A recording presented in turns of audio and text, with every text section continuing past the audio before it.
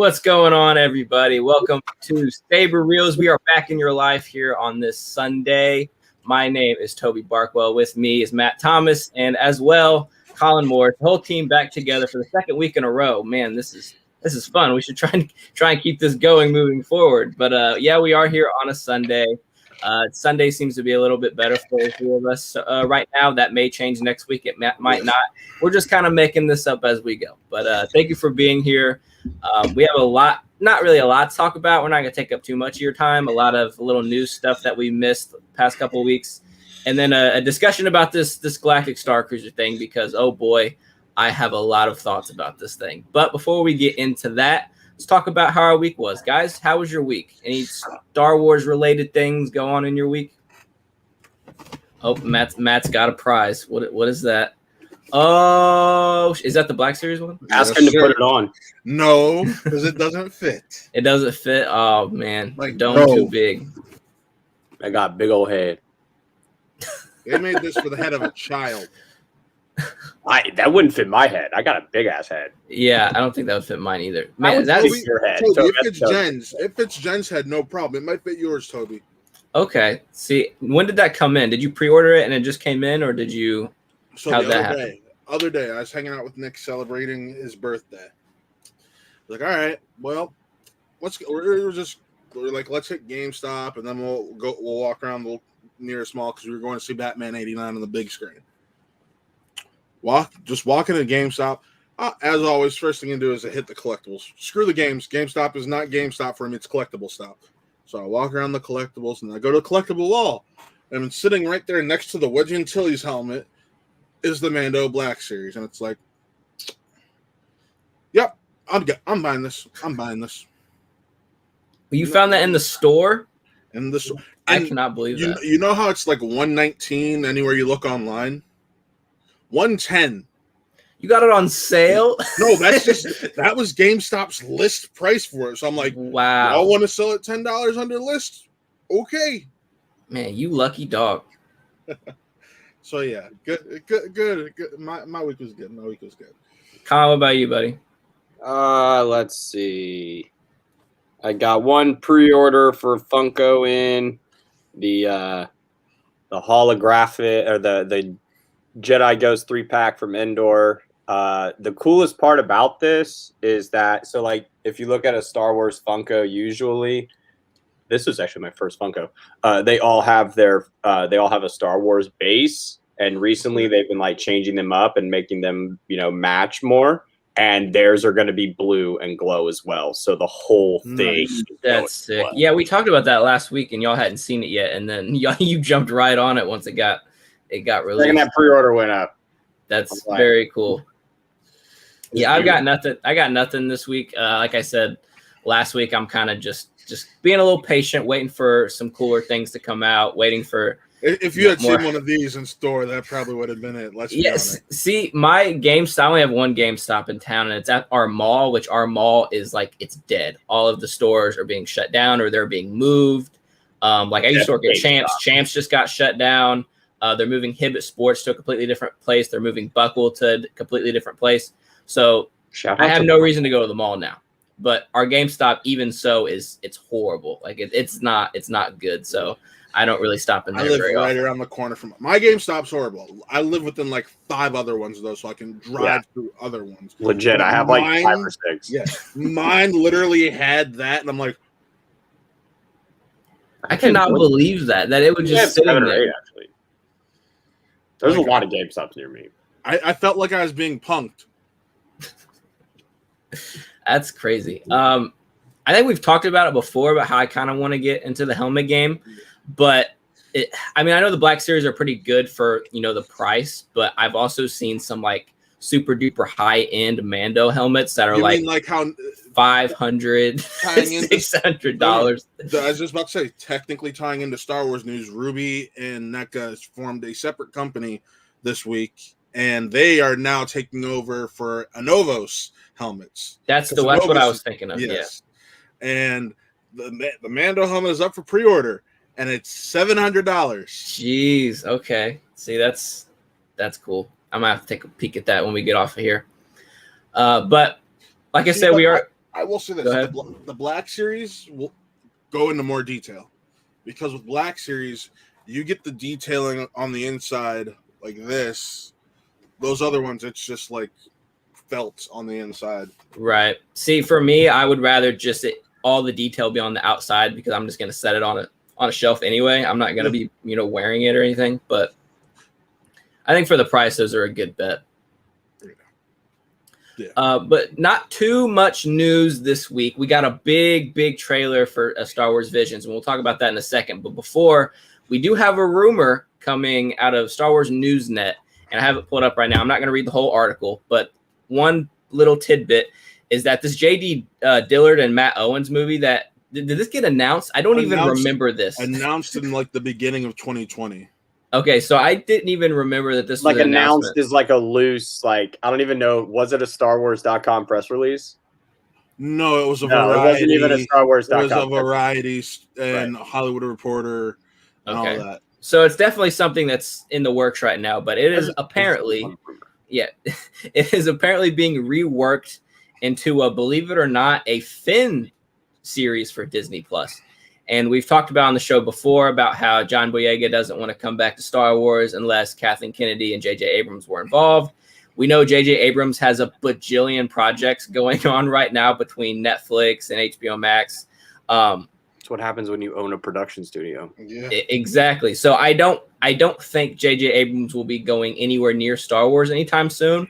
But maybe John Boyega has had a change of heart. Maybe that, or he's not getting, a lot of projects, right now. So maybe he really just wants to get back into Star Wars. But hey, Jesse, what's going on, buddy? I'm alive. See, here's what I'll say quickly about it. I think Boyega has seen how, like, The Mandalorian has paid off, and seeing that on top of all the other shows that are going to be announced. I think if we officially hear something about this from Disney and Lucasfilm, it's going to be on the Disney Plus day this upcoming November when we're supposed to have the next big Disney Plus. Here's all the stuff coming out and all this. That just makes the most sense to me. If this is what happens, I'm happy. Boyega's back. He's been a producer lately, so I'd like to see him be more hands-on with it because it seems like, especially with Rise of Skywalker, he was more hands-on with how Finn looked and felt.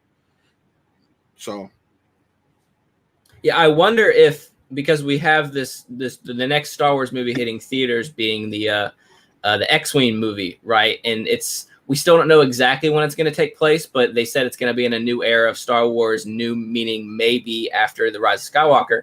So I wonder if maybe that movie and this Finn series are going to maybe try to be intertwined, while Mandalorian and the Ahsoka show are all, maybe they're trying to create two different interconnected timelines, if that makes sense. Like, I wonder if that's the route they're trying to go. Colin, what do you think? Yeah, it just makes me think that they're taking less interest in the films, which is fine with me. I'm more TV based now anyways. So if we can get more Finn that way. The part that really stuck out to me was saying how it's going to flop back and forth between pre-Finn and the First Order, which was kind of weird that they were actually going to like see a good little bit of it, like of him before he gets kidnapped. And then maybe it's him finding his parents, like it could have something to do with that. Like, I mean, they took him away, and definitely has something to do with, what's her name? Jana? Jana, yeah. Mm-hmm. Jana? Yeah. Same thing with her. And, there's a whole, I mean, I don't think she's a big enough actress now, like just based off of Rise of Skywalker, where like she would turn down a TV show, especially a Disney Plus one. So it seems like that's kind of lining up to probably carry that on, but working it in with Rogue Squadron would be cool too. Cause I'm actually excited for that. Like, I'm not like, but I mean, I'm more excited for the TV shows. So bring on the TV. I'll say this: when it comes, I'm okay with them working away from movies when it comes to more character pieces. Rogue Squadron, as far as we know, it's going to be about a one-off with about all these different characters. So I'm fine with if you want to give us more time with certain characters, give me the TV shows. Just I'll devour those because I get 4 to 8 hours with them, is what you're telling me.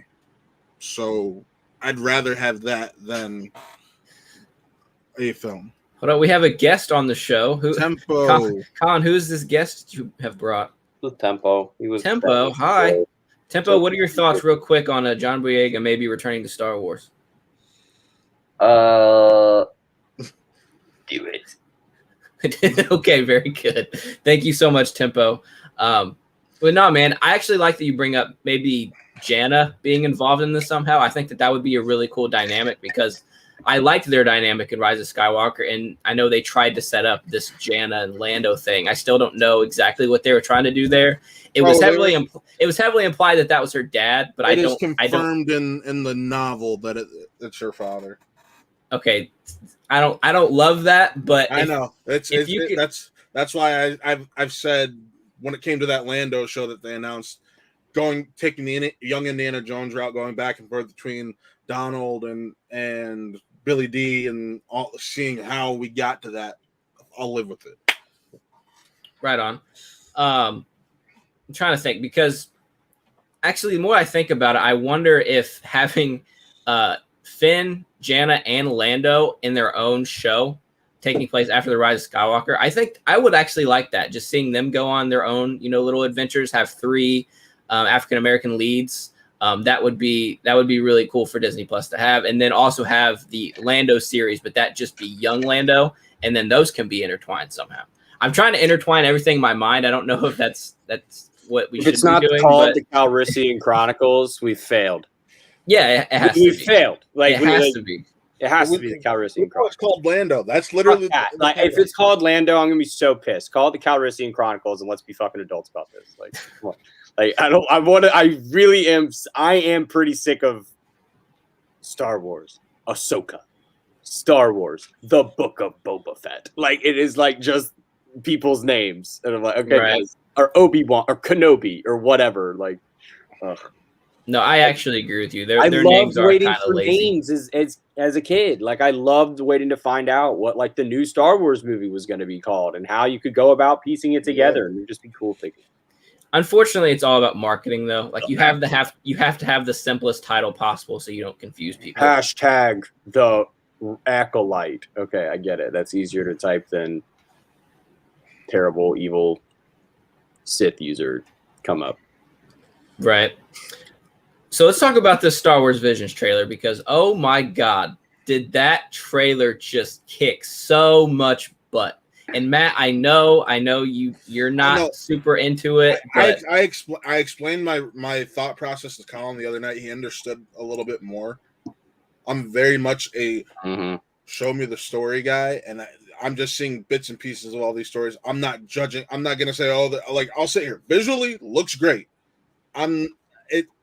I don't have my attention like completely sucked in and caught because it's a teaser trailer. No, that was the final trailer. Yeah, that was the final trailer. Because we're only 30 minutes. We are exactly a month away from it being released. Which is what. But my point is, like, we've never had anything like this, so I'm not gonna just be all gung ho about it. When I'm not already the biggest anime guy, but I'm giving this a chance because it's Star Wars. 2, I want to know more about each story before I can just be like, okay, I'm all in. That's just me. I'm a story first guy. See, that's why I think it's valuable, though, is because we've had so much Star Wars Disney Plus content up to this point already with Mandalorian, and we just got through Book of Boba Fett, and we have so much coming very, very soon with Kenobi, Ahsoka, Acolyte, all that stuff. We're getting so much story stuff very soon. I think it will be nice to have a little bit of a breather to just enjoy some Star Wars art, and that's all it is. We're not connected to any characters, any storylines. It's just art. I'm just saying I want to know a little bit more about each individual story. But that's the thing, Matt. That's not what this show is, dude. I'm gonna tell you right now. That's not anime. Like, anime needs 150 fucking episodes to tell a story, and they're giving 7 studios 9 episodes to just fuck about. I think you need to temper expectations on the story side of stuff, because this is not going to be like what Marvel's doing with What If, where I think 5 or all of them, most of these episodes are going to somehow find a way to interconnect. That's not going to be the case here. So this is not going to be I'm like not asking for interconnectivity. I'm just asking to have an entertaining story. That's all I'm saying. I just want to be entertained by the story. I think the best way to start looking at these is like, I mean, they're trying to take a Miyazaki and shove it into 30 minutes and just different styles and just trying to tell a small compressed story that's I don't even want like Star Wars Easter eggs and shit. I just want to see cool shit. And I think that's like I just want to see cool shit. And the second that girl popped in that lightsaber, click, click, click. That was so sick. Oh my god. The music too, when the music thumped in, and then you saw the fucking Star Destroyer sitting over that city, and you're like, what the fuck? So I mean, it's really just Star Wars art that we get to enjoy all on September 22nd. That's when all the episodes air. And I can catch our Reel review because I've already got it confirmed. I'm getting that sent to me. Are you really? When? I don't know when. It's going to be closer to release. I mean, yeah, we're going to have to. No, I will admit that I was kind of skeptical about it when it got announced and we saw that first trailer. But the more I think about it, the more I think it will just be really cool to just have just kind of a dump of just Star Wars awesomeness to just enjoy and not overthink, not overanalyze and nitpick every little thing and look for Easter eggs. Because I think if the story was the intention, this wouldn't all be dropping at one time. Right. Like they would be dragging this out. Like it would have sustainability to hold, you know, the social media talk for longer than a weekend. But I think the weekend is going to be a badass bitchin' weekend for Star Wars because they haven't had anything in. I mean, Bad Batch has not been doing it. I hate to say it, but Bad Batch isn't trending on Fridays.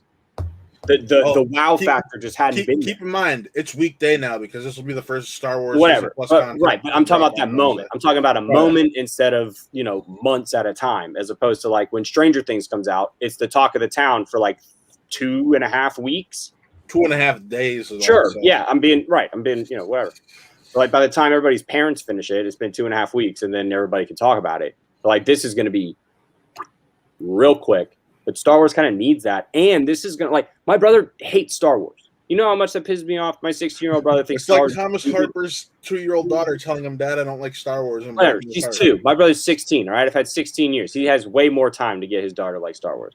But, like my brother turned on this trailer, and he was like, whoa, that looks fucking awesome. And he's an anime guy. So, like, that's what I think. I mean, they're exposing. And also, I just want to see a different, like, cultural take on the thing by, giving it to the people that inspired Star Wars. Exactly. That's what's most exciting about it to me is that we're going to the roots of where Star Wars started. We're going back to that point, right? And the Japanese art style. And it's not like Seven Samurai is a real gripping story. Right. And you bring up a good point about how it's bringing out kind of the casual Star Wars fan or just the casual, I guess, just entertainment fan. Like the pop that this trailer got on Twitter the other day, I was actually kind of surprised how many people I saw talking about it. And like you said, people weren't talking about Bad Batch this way. And I understand that Clone Wars is a little bit more of a niche side of the community, but anime is a huge fandom. It is global. It's gonna pop big whenever it does finally air. And I think it's gonna do something for Star Wars that people really aren't expecting because they're gonna be able to look at these numbers. They're gonna be able to say, and Matt, and I'm fighting for your point that you'll get that satisfaction eventually because my prediction is that the whatever studio's episodes perform the best or gain the reception will get miniseries runs, will get extensions, or they'll just do Vision Season 2 and do like what they're doing with What If and confirm that like, yes, we're going to continue Captain Carter's story in What If Season 2 and you'll see her again. So it's cool to think that like this is a gateway drug for Star Wars and Lucasfilm. It's a gateway drug for them to be able to experiment and do new stuff. And that's what's super exciting about this is literally the hundreds of millions of people that watch anime on this planet are going to eat this shit up. Because it's unlike anything we've ever seen before. I think the closest one is that Love, Sex, and Robots. Is that the one on Netflix? You guys know what I'm talking about? The animation. It's a Netflix animation original, but it's an anthology. Oh, I think I know what you're talking about. Yeah. Hey, what's up, Maddie? Good to see you. I'm right here. All in. But yeah, it's just it just cracks open Pandora's box.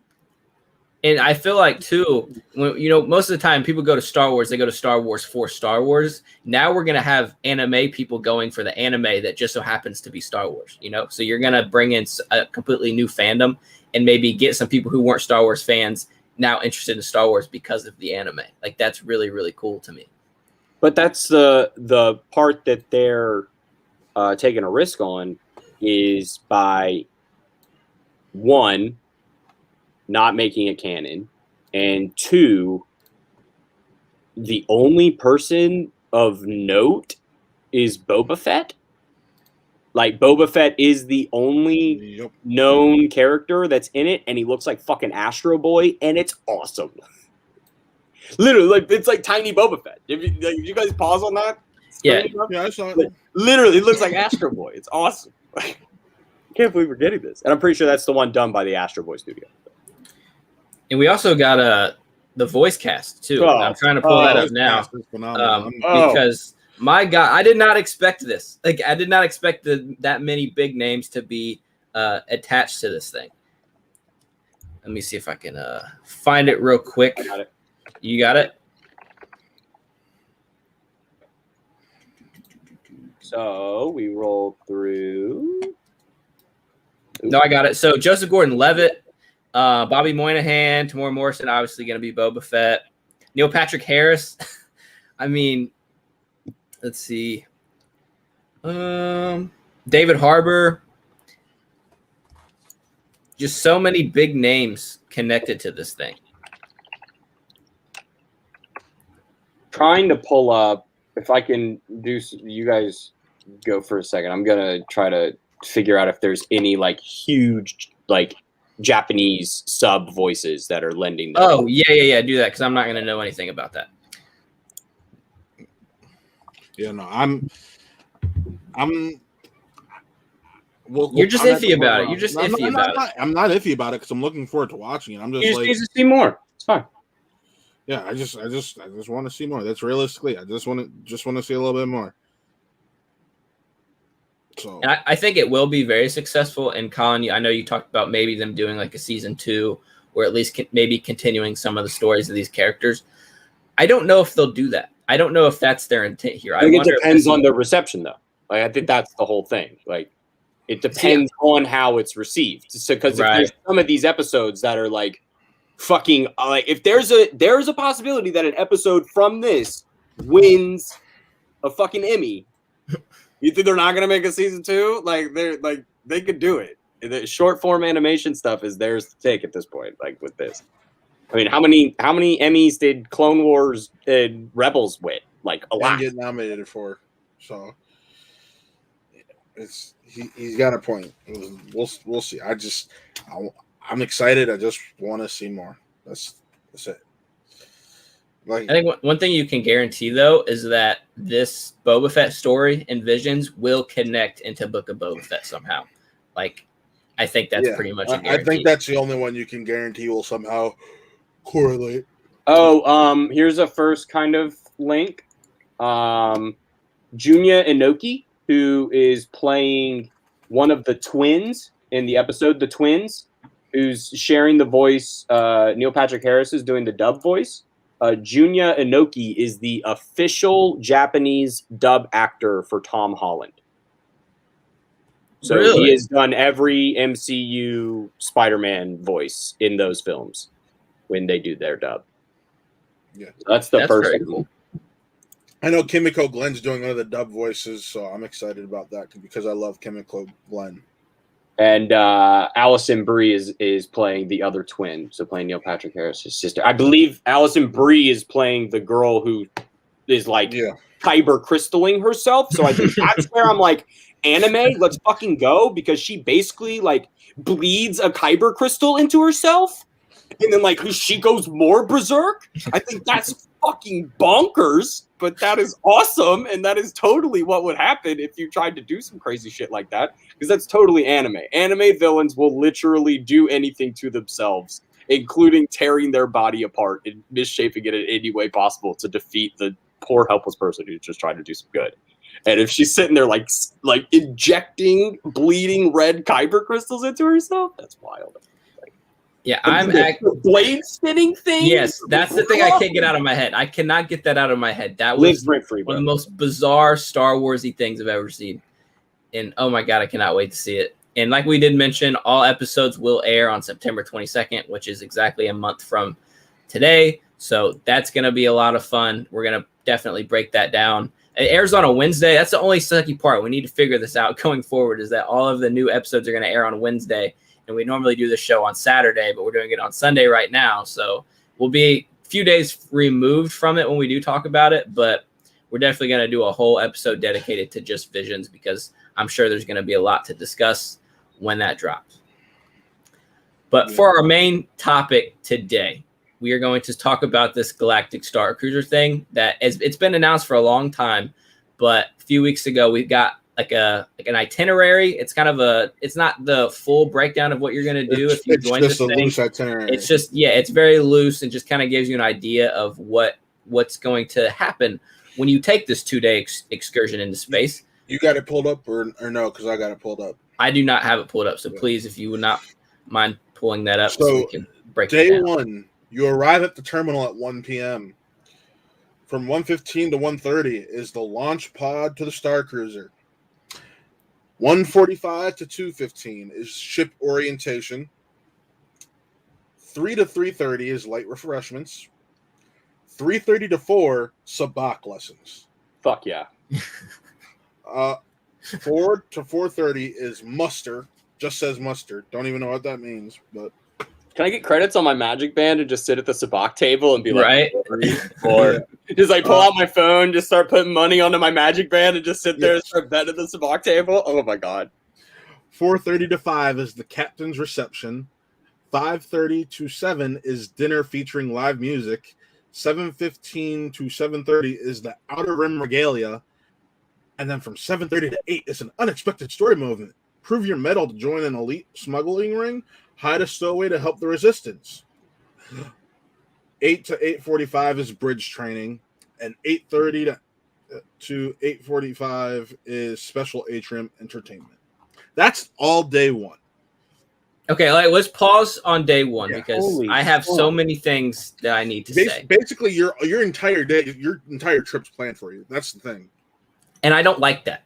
I don't like that even a little bit.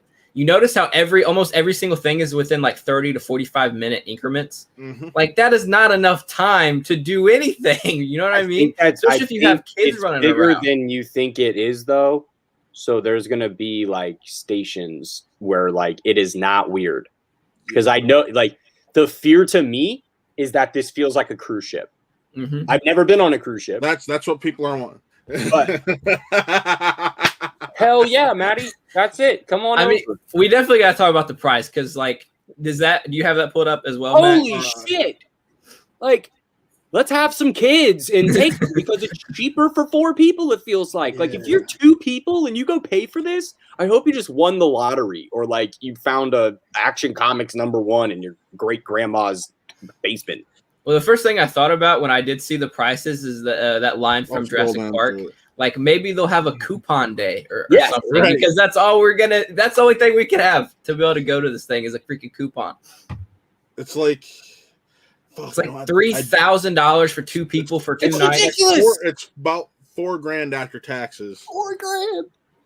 I mean, I understand everything is included, so I think your drinks are included, your meals are included. It's all expenses are paid, but and I actually wanted to get into that because there's stuff in here that you're paying for that is worth it, and especially when you get to day 2. So day 2, 7 to 8 is breakfast. 8:15 to 8:25 is a transport shuttle to Batu. Here's why I think this now that price tag makes it a little bit more valuable. 8:45 to 9:30, you are guaranteed to ride Rise of Resistance. Oh, well, so this all gets way more Disney if we want to, but Disney also made a huge change this week with how they do their services. They've gotten rid of Fast Pass, Gone are the days of Fast Pass. Rest in peace. Pour it out. Picking out your little tickets and shit. Now it's Genie Plus. Genie Plus. Buy Genie specific Plus. ride fast passes. Buy ride passes. They can fuck right off. Like Yeah. this is the most Bob Chapek thing. Yep. Wait, you have to buy a fast pass. You now? You had to buy it before. You had to buy it before. Wait, one at a time. Hold on, Matt. I was telling the story. Okay, I was telling the story. You can now not ride Rise of Resistance without the Genie service. So unless you pay with your trip, like it's part of your trip package, you have to buy a ticket. Like you basically have to pay whatever the price is that they haven't announced how much the prices are, but it's probably going to be like $25 or $30 and probably $30. But still, like it to me is just a total abuse of like them knowing like they have good drugs. Yeah, Toby. Before with Fast Pass, it was you buy Fast Pass for the day, and it would cover like any ride that was. Well, not even really. You would have to schedule them out. So like there used to be old Fast Pass way back in the day, and then with Rise of the Resistance, you had to get a boarding party. Yeah, so there were 2 chances every day, once when the gates opened and then once at like 1 or 2 o'clock in the afternoon. Yeah. And you would wait to do it again. So now they're getting rid of that completely. No more standing around on your phones, which honestly, I get that that's kind of like, that was probably a very bad aesthetic for Disney to have like 5,000 people standing at the front of Hollywood Studios. Right. I was one of those people. I had to get to Hollywood Studios at 5:30 in the morning so that me and my brother could get a pass to ride Rise of the Resistance. Would you? Okay, so as somebody who's done that, let's ask the question: would you rather just pay $25 to know you were going to ride it? To guarantee I'm going to ride it, probably. But at the same time, this was my first time going to Disney, so getting to the park that early was actually ever. This was 2 years ago. Where'd you stay? So we got a hotel. It wasn't a Disney themed hotel, but it was a hotel in Orlando. But anyway, no, getting to the park that early was actually good for me and my brother because that meant our day was extended by 4 hours basically because we probably normally would have got there at maybe 9-10 o'clock, but forcing us to go that early made our day longer, so we were able to do more things, so that worked out. But for people who maybe go to Disney all the time or have little kids who you're not trying to wake up before in the morning, this will be valuable for them. But at the same time, you're already paying a whole lot of money for a ticket just to get into the park. And now you're saying we have to buy a ticket to ride the rides? I don't know about that. That's why people have an issue with it. But yeah, so you're back to the Six Flags, right? Six Flags has the Flash Pass. Yeah. Universal still has their great Fast Pass option. I love Universal. That one's pretty good. The Universal lines don't suck, though. Yeah, they don't suck. Not Disney sucking. Yeah. But yeah, so 8:45 to 9:30 is Rise of the Resistance. 9:30 to 9:50 is another story moment. Broker a deal for a heist. Arrange to steal a ship from the First Order. God, this just sounds like, and I'm sorry, I don't mean to be a cynic here, but this just sounds like summer camp. You know what I mean? How like you would go to summer camp, or at least I went to summer camp, and it'd be like this from this time to this time you do this, and this time to this time. Oh, it's a mystery thing. You don't know what's gonna happen. Like it sounds. I went to day camp, not sleepaway camp, but it was the same bullshit every day. Millennium Falcon Smuggler's Run is from 10 to 10:30, and that's guaranteed too. Yeah, that's guaranteed. Okay, also. That's cool. Lunch at Docking Bay 7, food and cargo. Wait, so there's an event while you're at the park? Yes. For that is going to be very interesting to see how they do that. I'm curious if they have it sectioned off because you'd have to think all these people are going to be in the same right. But like now, like I haven't been there. The last time I was there, it was a year away from opening. Yeah, and I just hadn't seen any aerial shots or anything that made me believe that there's going to be like enough space for them to. Right. Well, I know Toby, didn't they leave like a ton of space open towards like? Yeah, they left some. Did buy Toy Story Land over in the back? I think So if I remember correctly, there's because everything is like Resistance and First Order themed. So if on the First Order part of Galaxy's Edge, there's like a big wall with a First Order sign. There's a whole lot of room behind that wall and for the them to expand. has like the more grassy and everything. and there's space over there. The idea was so potentially they could expand it out in future years. And that's the other thing. Where is this Star Cruiser going to be? It's a hotel. But it's connected to the park, if I remember correctly. That's not true. That is not true. Right, the Star Cruiser's in space. Duh. Like, we're actually going to space because we're spending $4,000. Correctly. Hold on. I can get the exact location. Hold on. Because it's going to kind of take away from the experience if you can actually see the hotel you're staying in. So the idea is that it's going to be like you're on the they're going to do a better job of what Universal does when you go from Hogsmeade to Diagon Alley or back and forth. When you get on the Hogwarts Express and there's like a show that you don't see, that you're just driving through backstage right. on the train. Okay. They have TVs on the windows and you're like Dementors come to the door, Harry and Ron walk by the window. All that shit. I gotcha. Yeah, they would have to do something like that because the point is it's simulating that you're going to space when in reality you're probably going, in the woods somewhere, wherever they have the hotel built or whatever. But Matt, go ahead and continue on with the itinerary. So after lunch, you shuttle back to the Star Cruiser at 12:40. So you just get the one day at the park. The one day for 4 hours. Yeah, that's not enough time. And then you get back 1 p.m. to 1:30 is lightsaber training with those new lightsabers. 30 minutes for lightsaber training. Get out of here with that. 2:30 to 2:50 is a droid racing competition. Oh, jeez. 3 o'clock to 3:30 is build a model ship. Okay, that's kind of cool. 4 to 5, this is where I would succeed, is the Sabak tournament. 5 to 5:30, cocktails at Sublight Lounge. 5:30 to 7, taste around the galaxy dinner. Story moment from 7:30 to 8:45.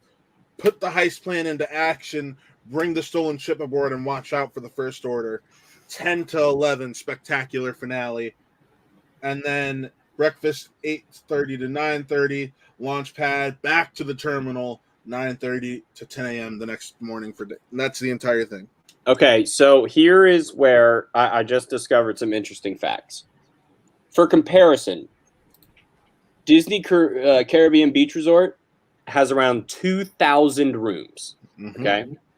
Okay. Disney's Contemporary Resort, which is probably the nicest, or probably one of the more exclusive ones, other than Bay Tower. 600 rooms, just over 600 rooms. There are only 100 total cabins in this. Keep in mind, only some of them are built, and some of them are only built for 2 people. Exactly. So at most, there are going to be 400 people at most if they were all 4-bedroom suites, which they're not, or 4-people suites. So if there's 2, 4, it's going to be somewhere between 200 and it may only be a family of 3, even if it's a room of 350 people. That is going to be a very interesting thing to be at Galaxy's Edge and then look over and be like a gaggle of 400 people. Right. Because to me, when I went to Disney as a kid for like music stuff, I went backstage a bunch. And then they would like lead you on these paths that people can't fucking see you. Like, people have no idea where you come from. Like, there's the whole underground tunnel system under Magic Kingdom, because Magic Kingdom's, like, actually 7 stories above sea level. It's crazy.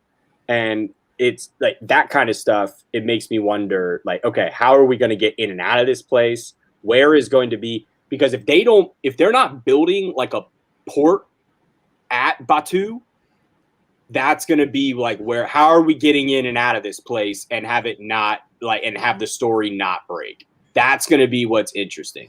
Probably not worth $4,000, but it's still going to be interesting to watch somebody's like POV of doing it. Like, I'll watch it longer. I'm thinking that the group sizes are going to be a lot smaller than that. I'm thinking that for a 1-2 day excursion or whatever, you're going to have maybe 30, 40 people as your like group for those 2 days that are doing the stories, that are doing the tournaments, that you're eating dinner with.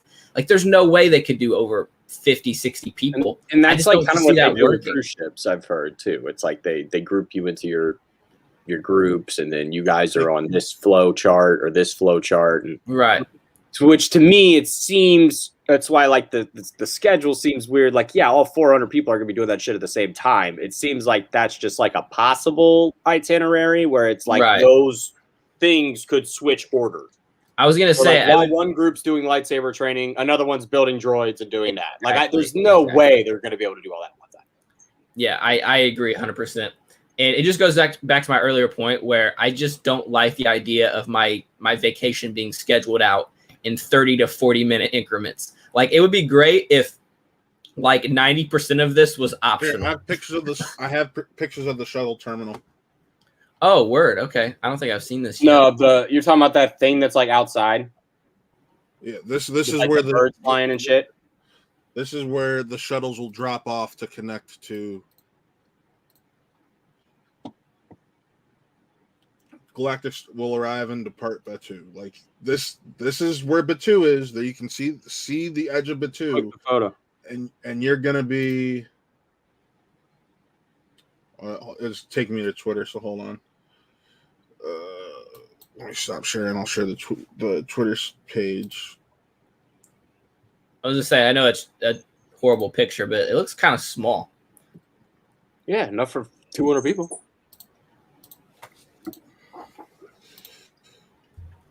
Like, that's the thing. You're not even gonna see the ship.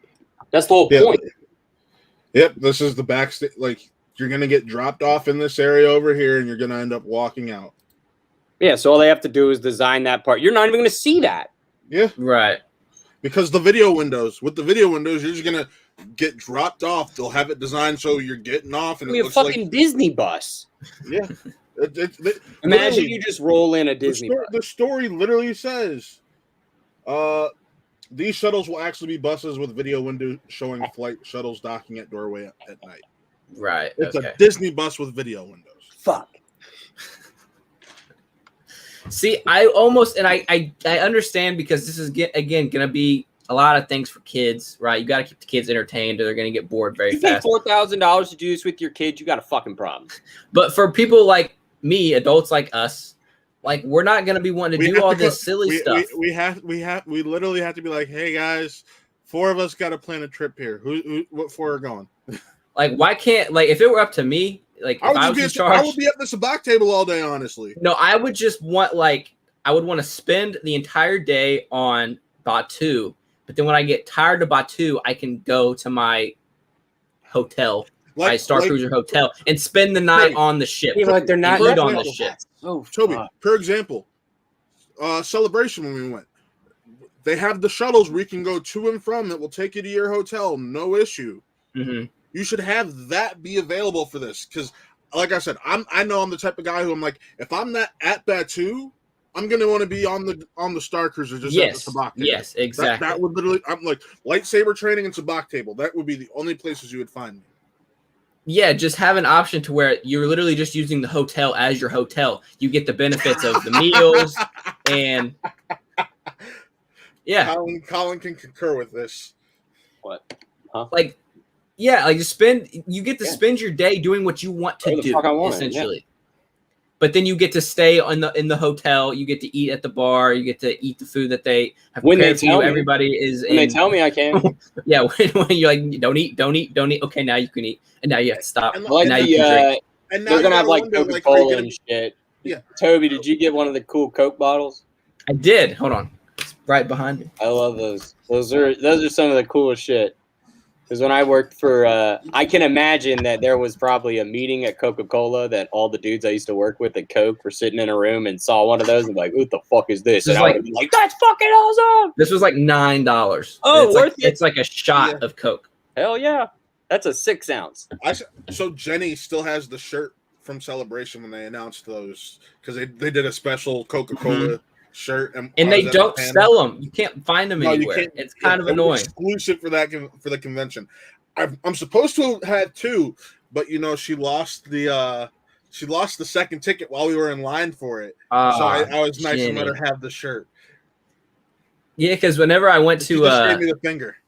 When I went to Disney Springs, they have the big Coke store there, and I was looking everywhere to see if they had stuff like this just lying around, and then nothing. Why would you be able to buy that on Earth, Matt?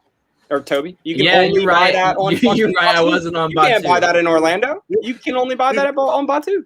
You can't even buy it on Batu. It was exclusive to announcing it at Celebration. That's why Toby's Wait, pissed. what? You can't even Yeah. get those? No, that's what he's No, complaining he's talking about about. he's talking about the shirts. Oh, I'm the talking about the shirts. No. shirts, yeah. No. I'm talking about just the drinks. No, Like, yeah, you the can't drinks, even get no. the The drinks you at can Disney get that. No, Springs. the drinks you can get that at other places. No, you What- can't get that at Disney Springs. What's so funny though No, is whenever I was you can't cousin get got those me one. pods. My cousin got me. You have to. they You have have to- expanded Batu to Yeah. Disney Springs because of COVID. They had Yeah. so Oh, much merch and stuff that they couldn't sell. So now if you go Well, like, to Disney Colin, Springs, in they have southern Batu states- sectioned out there. In southern states, there were states around Florida that got shipments of those pops in during COVID because they were so short on supplies. And Yep. Disney was like, let's make a few bucks off of this because it's going to expire soon. So they offloaded it. Yep. Which kind of stinks because the whole attraction of going to Batu is that because it's exclusives, you can get all this exclusive merch and it's supposed to be, in canon and in story. And now you can go to Disney Springs and they have all of the Galaxy Edge stuff. Because there. they do have the Galaxy, they have the Outpost there, which I get, like, cool. It's all part of the same thing. I get it. But yeah, something's got to be. There is some stuff that's exclusive, but like just for example, it pisses me off that right now I'm on the Disney Park store and I can type in Galaxy's Edge and I can buy you can buy your robes before you go. Mhm. Yeah. You They can have buy lightsabers. Ray's resistance vest. They've downed the lightsabers though, Toby, ever since the park started opening back up. I don't care about this, but yeah, here Disney exclusive. You can buy the Hondo Funko or the DJ Rex Funko, which are exclusive to there, which I just think is fucking ridiculous. But like Alabama, that's where it was. A family-owned grocery store in Alabama got a pallet of them in. That's so funny. And what was so interesting too when I was on Batu, people were buying like 10 of these, like just because they just wanted to have them. Yeah.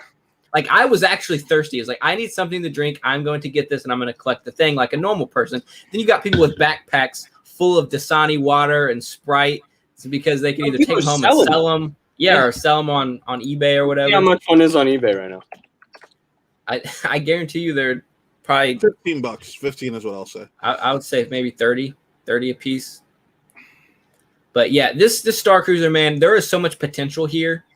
Like much potential here for expansion. And I know it's gonna be rough at first because just like anything else, you got to work out the kinks. But I'm hoping 5, 6, 7 years from now to where if this can just be a hotel that you can stay at, you don't have to do all of the little story things and all the tasks. You just stay in the hotel and then you can go do whatever you want. It's going to have to change to that. It's going to have to change to that realistically, I think, to survive.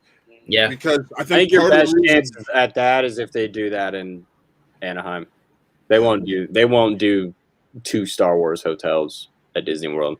Because this is Westworld. We're at the beginning of Westworld, and with also the news release this week of Disney wanting their robots to be like sentient and just like have their own roles in the parks. Like we're not far, guys. Like did we not? They were working on actual R2 droids that are you know what I mean? Yeah, they're free roaming drones. Yeah, they're working on them. They're working on them, and the issue that happened is they realized little kids were coming up to them and they'd stop and all gaggle around the droids. So that's why they aren't in Galaxy's Edge like they were supposed to be. It's like, have y'all not seen any of the Robots Take Over the World movies? Like, can we please put a pause on this? Like, and really take it through? There's literally an entire show about this. Like, please stop. Like, I saw a video of one of those robot dogs. Have you guys seen the robot dogs that are like meant to like go into fires and save people? Yep. Like, just literally no one controlling it. It just has mind of its own, just running around. It's like, that's a dog. Like, that's supposed to emulate being a dog. Can you imagine a human being robot walking around a park full of people? Like, come on now. Like, that's too much. That's too much. But you guys have any other thoughts on this thing? I know that we probably won't be able to do it for a very long time. I mean, if we get a fourth and pull our money together, we can afford to do it. even then, man, I don't know if that's even worth the money to have your entire 2-day vacation being completely scheduled out for you. I don't like that, and it's going to be hard to convince me. The majority of the vacation is being told what to do. And by the way, everybody, if you look at the tiny print at the bottom, it says, these prices are for voyage departure dates, most weeknights, August 20th, 2022 to September 17th, 2022, aka the dead season of Disney when it's hot as fucking balls in Florida. Right. And that's the cheapest it's going to be. If you switch that to a weekend, guarantee that's $5,500 for 2 people. And that's the thing. It doesn't need to be that way. Like, they could have easily just made this just a normal hotel, the Batu exclusive hotel that has people in character, that has all of the exclusive drinks and food all these options. Activities that you were talking about, but not scheduled out for you. Right, like they're just options. Like you can do those things if you want to, but yeah, you're gonna hand me a to-do list. At this point, I'd rather we just pull our money together, get a normal Disney hotel, play sabacc in the hotel room, and just enjoy the park. I would rather take a table to Galaxy's Edge, take a game of sabacc, and just sit there and play sabacc at the cantina. Right. And just fuck off. And then watch all those people go by and be like, here's the $3,000 we didn't spend to be right. And keep in mind, they lock your cantina times in too. This entire thing is kind of like normally like Colin, in general, you have to just book your time at the cantina, and it's only like an hour window. Fuck that. Like if I'm shopping, doing all the shopping stuff in Batu, or maybe I want to build a lightsaber, and someone's like looking at their watch like, Toby, you have to be on the ship in 30 minutes. Like, nah, man, nah, you're not going to rush me on vacation. If I'm spending $3,000, get out of here. $5,000 minimum. But let's end this on a positive note, okay? Out of all of the things that are on this itinerary, what is the one thing that you would have to do? Don't say sabacc, Matt. You can't say sabacc. I was going to say the lightsaber training. If it's not sabacc, it's the lightsaber training with those new lightsabers. Yeah, that's literally it. And it's not even necessarily the training. I just want to hold one and I want to be able to turn it on, and then I will leave. Exactly. That was the only thing I would want to do. Instagram video, and then I'm done. Yeah, let me get it on my Instagram stories and on my Snapchat, and then I will hand it to a 10-year-old and be like, all right, you play with this. I'm going to go do whatever. That's just me. Just let me hang out with a Twi'lek or something.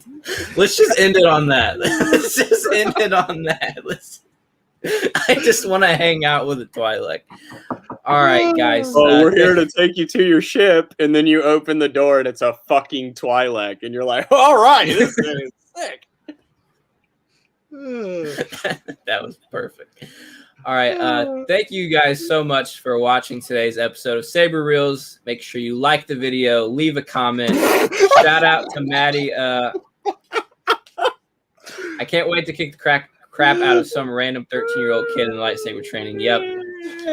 There's going to be a lot of Maddies running around who's going to be shoving kids to the side like, no, I'm going first. That was anyone born after Revenge of the Sith can fuck off. Right. Your first Star Wars was Clone Wars? Get the fuck out of here. This is for me. So yeah, shout out to Maddie for being in the stream today. Shout out to Shug, who was in the stream today. Jesse. Make sure you guys leave a comment, like the video, subscribe to the channel. We have so much great content on this channel. We got Real Geek Core on. See, I still don't know the schedule. They're going on hiatus for a couple weeks while Chris is trying to get the home situation sorted out, and he's got Bonner this upcoming week. Woo! Happy room. Yep. Monday. Tomorrow we have Spin from the Reel double episode. Shug is doing a special Spin from the Reel preview episode with some friends of the network tomorrow in the afternoon. You like the sequel trilogy? Come catch these hands. It's hilarious though, because the entire Galaxy's Edge, Batu, Star Cruiser is all the sequel trilogy. So yeah. Anyway, continue. Tuesdays you have Macon myself and Colin on Real Sports. Colin, what we're talking about this week? More preseason? Oh man, preseason. We got friggin' LeBron is being boosted by media trolls into a new ascension. We got what else? We got the KD and Draymond interview that came out last Wednesday. We'll talk about that. And we won't do another mock draft this week. We've mock drafted ourselves today. Yeah. There's only so many different ways I can pick a 10 now. I think I've literally done every single computer version of how the draft is going to work out. I think next, not this Tuesday, but the Tuesday after, AFC North preview, because Shug was asking, when are you and Colin doing that shit? He's like, I want on. Yeah. So I'm definitely down. So like a flock pound episode. Yeah. And then Thursday, Really Scared's back. I'm happy. Really Scared back is this Thursday. I don't know who they got come on or what they plan on doing. I'm very excited to be watching that. Really Scared Thursday. Wednesday in the afternoon, if I remember correctly. I think it's around noon. Mine and Connor's review for Candyman drops because that movie comes out Friday. So we're going to be dropping our review for that this week. Friday, again, Wrestle Reel on hiatus with Chris situation. We'll be back here next Saturday. I have no idea what we're talking about. Yeah. Not a clue. We'll figure it out. We'll figure it out. And then Real Talk makes its return after a mini hiatus this upcoming Sunday with myself and Nick. So, yeah. So much great content. Make sure you check it out. Again, like the video, subscribe to the channel, leave a comment. We will see y'all next Saturday. May the force be with you always. Peace out.